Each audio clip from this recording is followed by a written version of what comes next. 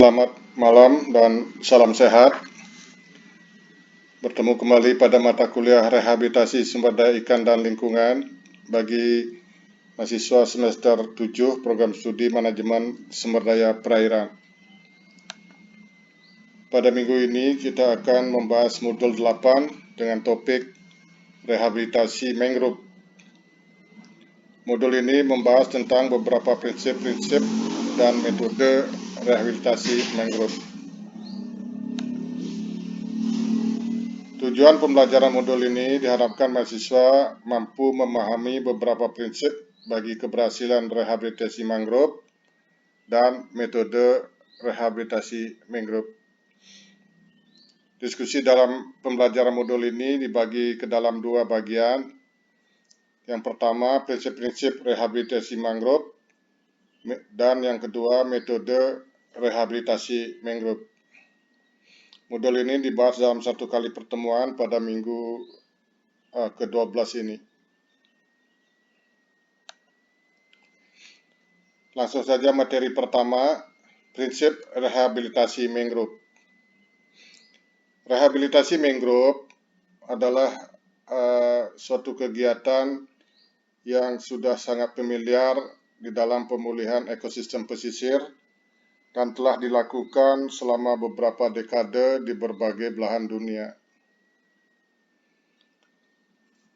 Rehabilitasi mangrove ini dapat didefinisikan atau merupakan istilah umum dalam arti memperbaiki, menambah atau meningkatkan kawasan yang terdegradasi atau terkena dampak dengan harapan akan ada perbaikan melalui pengembalian fungsi mangrove dan ekosistem mangrove. Ada banyak alasan atau tujuan dilakukannya rehabilitasi mangrove, tapi yang secara umum ada beberapa alasan dilaksanakannya rehabilitasi mangrove, yaitu adalah untuk memulihkan jasa ekosistem mangrove. Apa itu jasa ekosistem mangrove? Pertama, kalau dilihat dari jasa penyediaan atau provision services. Nah, jasa penyediaan yang diberikan oleh ekosistem mangrove diantaranya adalah penyediaan pangan, misalnya sumber daya ikan yang terdapat di ekosistem mangrove, dan juga sumber daya genetik. Mangrove juga menyediakan jasa pengaturan atau regulation services, diantaranya adalah perlindungan dari bencana, misalnya bencana tsunami, bencana rob, atau bencana abrasi, pencegahan abrasi atau erosi pantai, pengaturan iklim, atau pemeliharaan kualitas udara, dan pencegahan banjir, dan lain-lain. Mangrove juga menyediakan jasa budaya seperti estetika, rekreasi, pariwisata, dan lain-lain. Dan mangrove juga menyediakan beberapa jasa pendukung seperti services, diantaranya adalah sebagai pendaur hara dan pendukung habitat bagi keanekaragaman hayati. Nah, jadi rehabilitasi mangrove bisa keseluruhan tujuan ini ingin dicapai, tapi juga ada beberapa tujuan spesifik, misalnya spesifiknya untuk pencegahan erosi atau abrasi pantai. Tapi banyak juga rehabilitasi mangrove dalam rangka untuk jasa budaya, misalnya untuk rekreasi dan pariwisata. Secara teknis, rehabilitasi dan restorasi mangrove merupakan pekerjaan yang mudah, tetapi seringkali menemukan kegagalan dan mungkin lebih banyak gagal daripada keberhasilan. Di seluruh dunia, kegagalan rehabilitasi mangrove hampir selalu terkait dengan masalah yang sama. Di antaranya pemilihan lokasi yang tidak tepat, pilihan jenis atau spesies mangrove yang salah, artinya jenis mangrove yang ditanam di tempat yang tidak sesuai dengan habitatnya, kemudian rejim atau pola hidrologi oceanografi yang tidak sesuai, karena mangrove akan membutuhkan, masing-masing jenis mangrove itu membutuhkan frekuensi atau periode penggenangan air yang berbeda. Kemudian tidak adanya tujuan yang jelas. Ya, mungkin merehabilitasi mangrove hanya merupakan suatu euforia atau kegiatan-kegiatan yang insidental yang tidak direncanakan, tentu tanpa tujuan yang jelas. Nah, yang paling sering juga menimbulkan kegagalan adalah kurangnya pemantauan dan pemeliharaan tindak lanjut setelah penanaman. Jadi mangrove ditanam begitu saja, kemudian dibiarkan tanpa ada pemantauan dan pemeliharaan. Tantangan utama dalam pelaksanaan program rehabilitasi mangrove adalah tingkat kelangsungan yang buruk dari mangrove yang ditanam. Jadi seringkali mangrove ditanam mungkin dalam beberapa hari atau beberapa minggu hilang, tersapu ombak atau mati. Nah, masalah ini umumnya terkait dengan perencanaan yang buruk, artinya tidak direncanakan dengan baik, pemahaman yang terbatas tentang ekologi lokasi mangrove yang ditanam, manajemen program yang buruk, ya, tidak ada, karena perencanaan juga yang buruk ini juga manajemen program menjadi buruk juga. Terjadinya bencana alam yang merusak lokasi rehabilitasi. Nah, seringkali rehabilitasi dirusak oleh alam,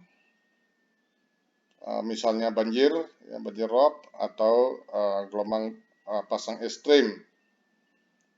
Pemantauan yang buruk atau kurang dilakukan prioritas terhadap pemantauan, dan kurangnya tindakan perbaikan rehabilitasi. Misalnya memperbaiki ajir, ya, kemudian atau mengganti individu yang mengalami kematian atau tercerabut dari substratnya. Salah satu faktor terpenting dalam mendesain rehabilitasi mangrove supaya berhasil ini adalah menentukan kesesuaian hidrologi atau oceanografi. Jadi tidak bisa menanam mangrove tanpa memperhatikan kesesuaian hidrologi atau oceanografi sesuai dengan kebutuhan habitat mangrove. Beberapa hal berkait dengan hidrologi oceanografi ini adalah kedalaman perairan, durasi atau frekuensi penggenangan oleh pasang surut harus diperhitungkan, tipe substrat dasar yang sesuai dengan jenis mangrove, daerah bebas banjir bandang, misalnya di dekat alur-alur sungai, ini harus dipertimbangkan. Komunitas tumbuhan mangrove alami yang ada.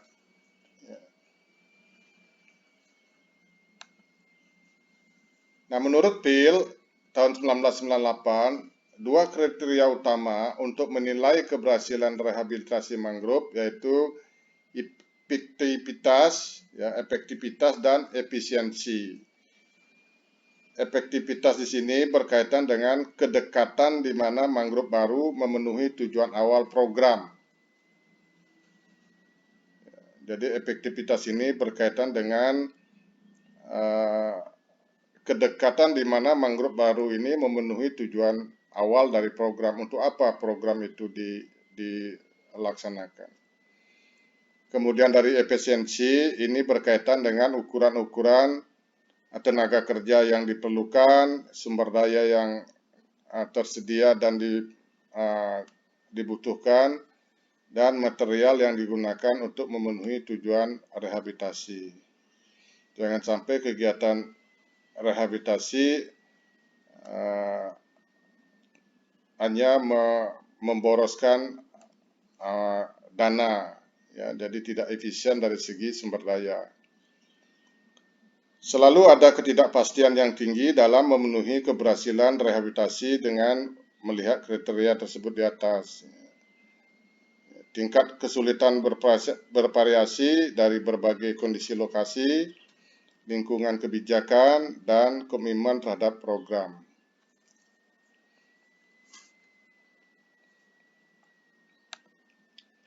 Nah, beberapa prinsip bagi suksesnya rehabilitasi mangrove yang harus dipahami.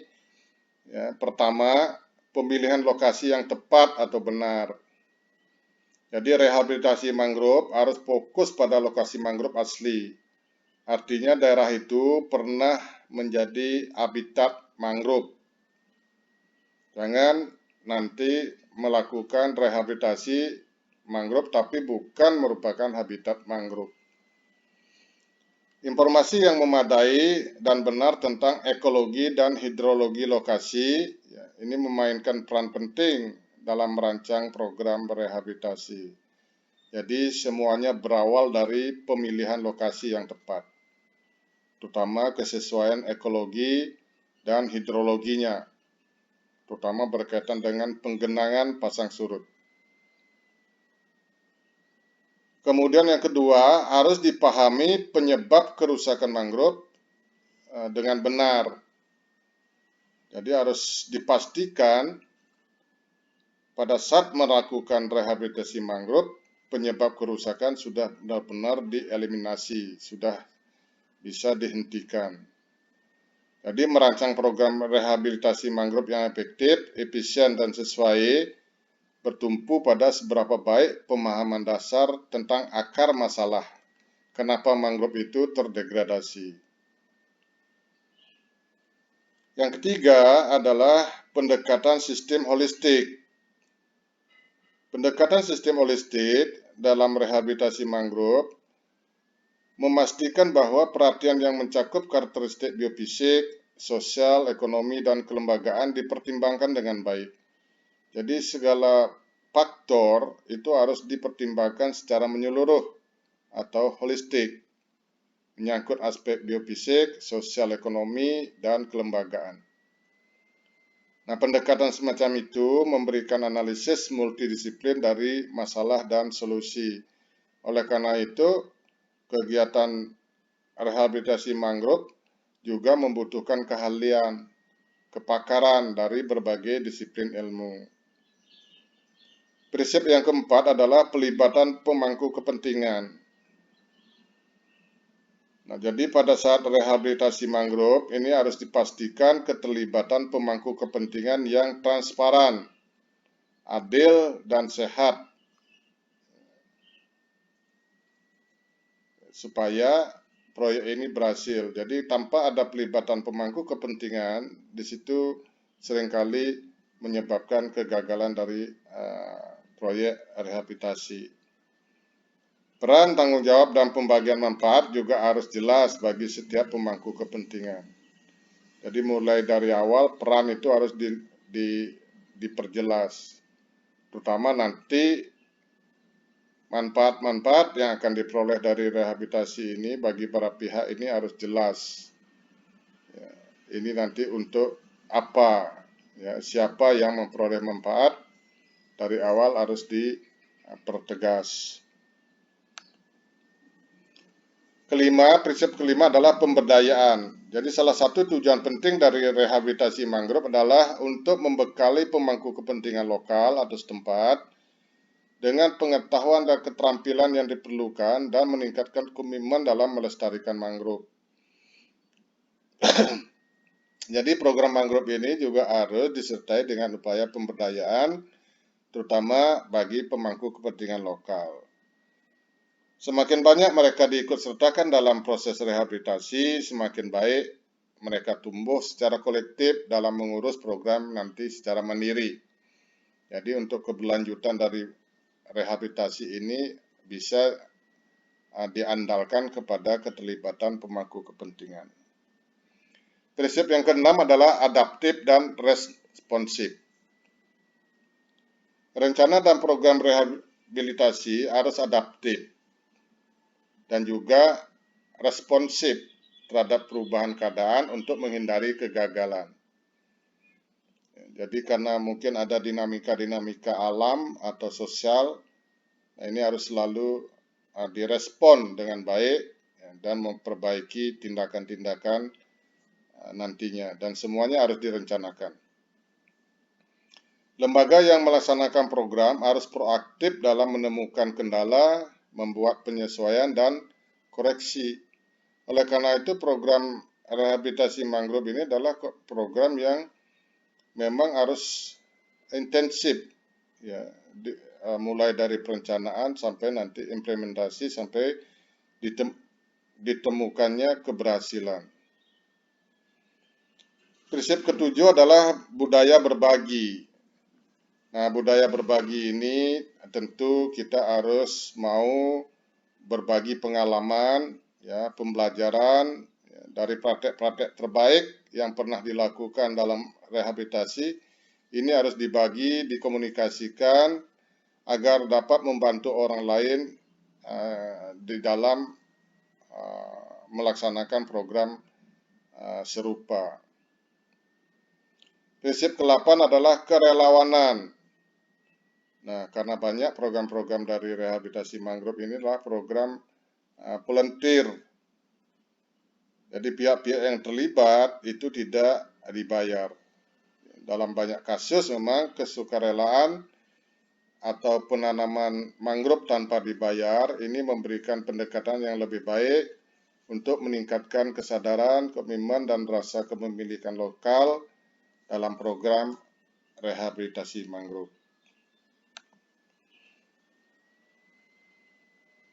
Nah, beberapa prinsip ekologi yang tadi adalah prinsip umum, tapi yang juga perlu dipahami adalah prinsip ekologi bagi rehabilitasi mangrove yang berhasil.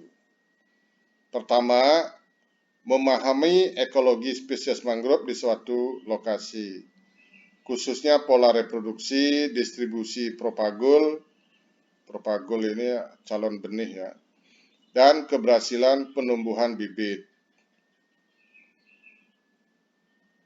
Berikutnya adalah memahami pola hidrologi normal yang mengontrol distribusi dan keberhasilan pembentukan dan pertumbuhan spesies mangrove. Pola hidrologi ini berkaitan dengan aliran air atau penggenangan oleh air, baik dari pasang surut mungkin atau air tawar dari aliran sungai. Nah, menentukan hidrologi pasang surut normal dari komunitas tumbuhan mangrove alami merupakan faktor terpenting dalam merancang proyek rehabilitasi mangrove yang berhasil. Jadi pastikan bahwa jenis-jenis mangrove itu ditanam pada zona yang sesuai dengan periode dan durasi penggenangan pasang, termasuk juga salinitas. Prinsip berikutnya adalah menilai perubahan dari lingkungan mangrove asli yang saat ini yang menghambat regenerasi alami. Nah, kenapa kita harus merehabilitasi? Ini harus paham dulu tentang kenapa tidak terjadi pemulihan melalui regenerasi alami ya, setelah kerusakan. Itu.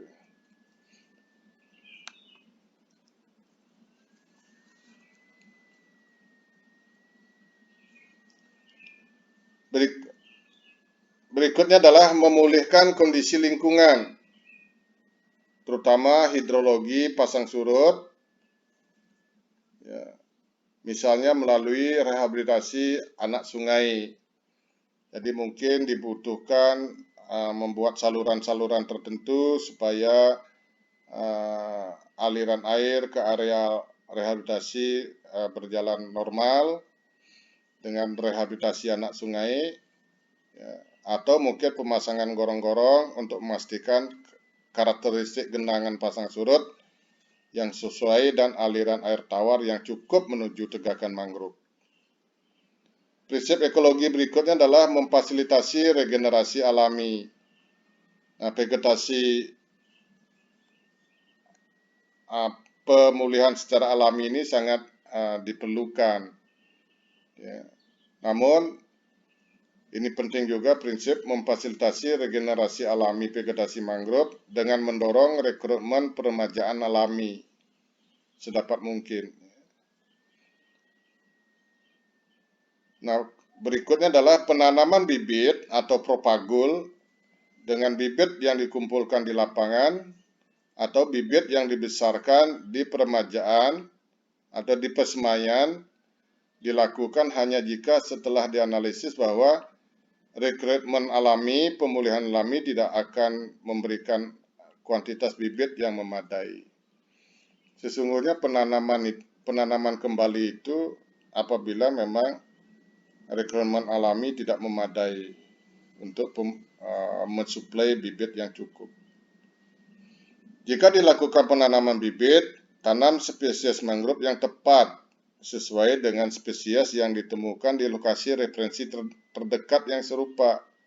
Jadi jenis-jenis mangrove di sekitarnya itu apa? Itu harus diperhatikan supaya jenis yang ditanam di lokasi tersebut memang sesuai dan tepat. Berikutnya materi kedua adalah metode rehabilitasi mangrove. Jadi sekali lagi rehabilitasi mangrove ini banyak teknik, metode, tergantung daripada sumber daya yang tersedia dan karakteristik lokasi. Nah, secara umum aktivitas kunci pada rehabilitasi mangrove ini pertama adalah dimulai dengan koordinasi lokasi lokal, lokasi setempat. Nah, rehabilitasi mangrove harus dikoordinasikan dengan baik dengan pemangku kepentingan atau lembaga kunci yang memiliki yurisdiksi atau kewenangan atau hak pengelolaan atas wilayah tersebut. Misalnya, lihat statusnya, apakah mangrove di situ merupakan kawasan hutan yang sudah ditetapkan sebagai kawasan hutan di bawah yurisdiksi atau kewenangan Kementerian Kehutanan, atau memang statusnya adalah status hak milik, atau memang statusnya sebagai memang belum mempunyai status. Kegiatan ini juga berfungsi sebagai jalan untuk mendapatkan persetujuan dan meningkatkan kepentingan lokal untuk berkontribusi pada upaya rehabilitasi yang akan diusulkan. Jangan sampai nanti melakukan rehabilitasi di suatu kawasan hutan misalnya, hutan lindung atau hutan konservasi, tanpa ada koordinasi dengan pihak-pihak yang mempunyai hak pengelolaan atas wilayah tersebut. Kedua, penilaian lokasi yang komprehensif. Nah, pada saat penilaian lokasi ini harus dilakukan atau melibatkan tim peneliti atau ahli multidisiplin di bidang taksonomi dan ekologi mangrove, tapi butuh juga ahli sosial demografi, ahli kebijakan dan tata kelola, ekonomi, penginderaan jauh dan pemetaan, kehutanan, perikanan, dan mungkin beberapa ahli diperlukan untuk mendukung penilaian lokasi secara komprehensif. Nah, pelaksanaan kegiatan penilaian lokasi harus bekerja sama dengan masyarakat lokal, karena masyarakat lokal juga mempunyai pengetahuan-pengetahuan yang sangat bermanfaat, yang disebut sebagai kearifan-kearifan lokal, atau pengetahuan karena pembelajaran atau karena secara tradisional memang dari awal paham tentang lokasi tersebut. Penilaian lokasi secara komprehensif memiliki dua komponen utama, yaitu penilaian biofisik dan penilaian sosial ekonomi.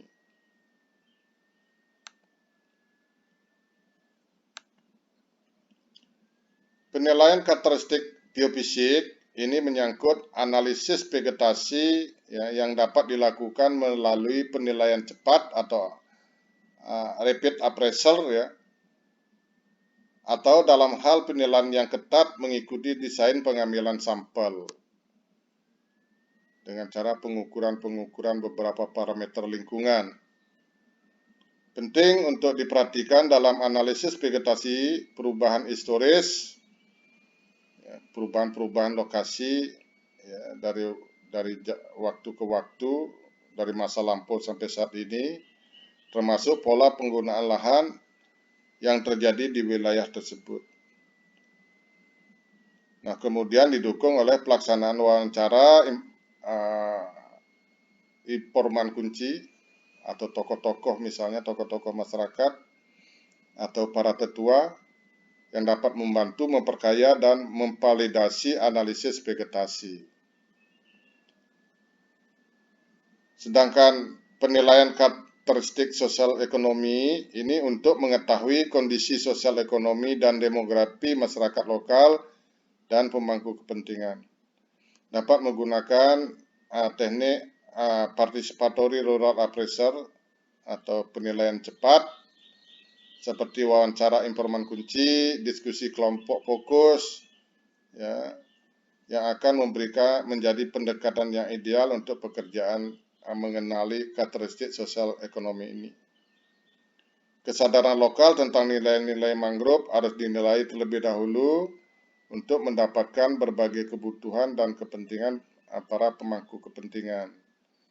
Jadi apa yang dibutuhkan oleh pemangku kepentingan dalam konteks sosial ekonomi mangrove. Demikian pula profil demografis seperti penduduk atau populasi, distribusi jenis kelamin, etnis, dan lain-lain. Sosial ekonomi seperti pendapatan dan mata pencaharian dan budaya, misalnya pemanfaatan dan pengelolaan mangrove secara tradisional, perlu ditangkap atau direkam karena hal ini sangat mempengaruhi pemanfaatan dan pengelolaan sumber daya mangrove. Tiga adalah perencanaan rehabilitasi mangrove. Jadi perencanaan rehabilitasi mangrove dimulai dengan analisis permasalahan dan ini juga harus melibatkan pemangku kepentingan. Nah, ini analisis permasalahan ini bertujuan untuk mendapatkan pandangan kolektif tentang masalah utama dan penyebab mendasar yang berkontribusi pada degradasi mangrove. Pemahaman yang baik tentang akar atau penyebab mendasar sangat penting untuk merancang strategi rehabilitasi dan konservasi yang sesuai. Nah, komponen perencanaan rehabilitasi mangrove itu meliputi pertama adalah pemilihan lokasi.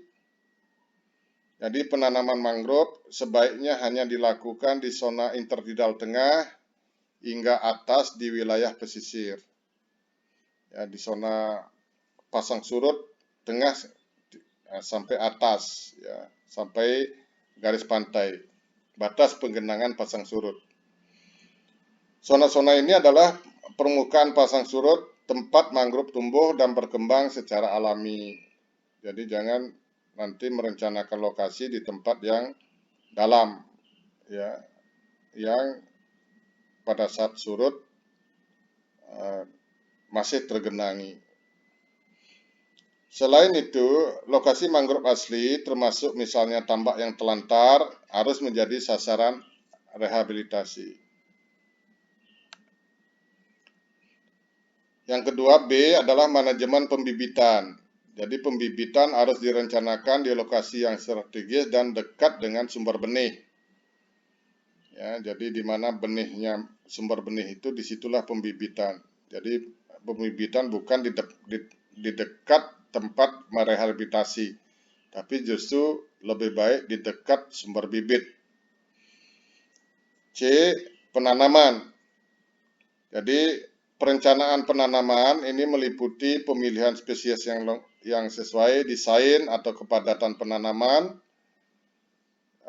Ini menyangkut jumlah bibit per satuan luas atau jarak tanam, dan penerapan teknik penanaman yang tepat untuk setiap spesies.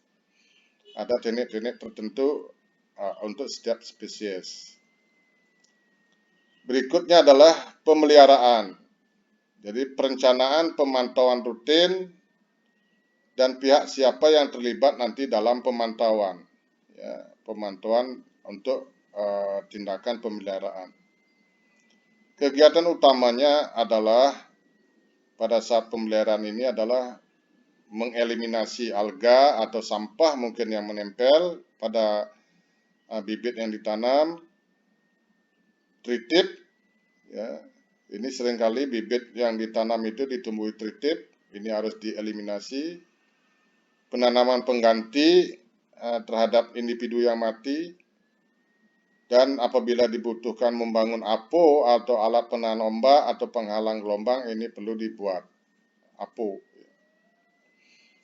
Yang E adalah pemantauan lapangan.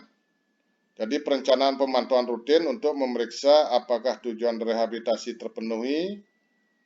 Pemantauan meliputi kegiatan pengukuran tinggi, mungkin pertumbuhan mangrove, dan penghitungan kelangsungan hidup bibit mangrove yang ditanam.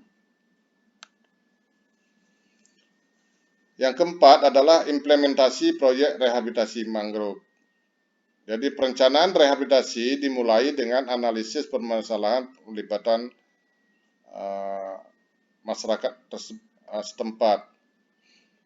Jadi bertujuan untuk mendapatkan pandangan kolektif tentang masalah utama dan penyebab mendasar berkontribusi pada degradasi mangrove ini. Ya. Pemahaman yang baik akar-akar masalah yang akar masalah ini sangat penting untuk merancang strategi implementasi rehabilitasi mangrove. Jadi demikian materi kuliah hari ini.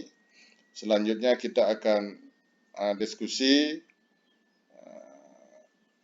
agar lebih efektif supaya materi kuliahnya dapat dipelajari secara intensif.